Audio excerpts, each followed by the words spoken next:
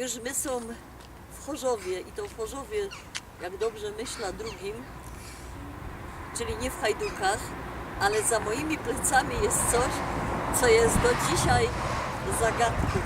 Znacie takie powiedzenie Ślązoki: idź się na Amelung szwajem uczyć.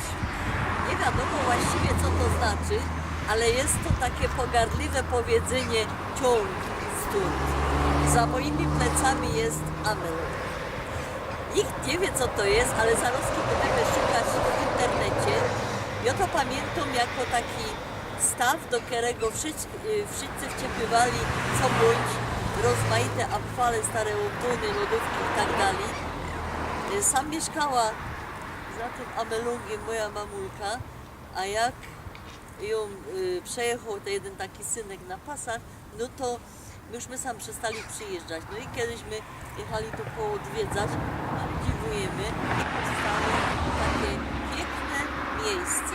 I synek mi padł, no to jest Amelung. Także brawo dla tych, co ten Amelung przemienili w richtig takie fajne miejsce, kaj się mogą ludzie przy niedzieli też bez tydzień poszpacerować i pooddychać.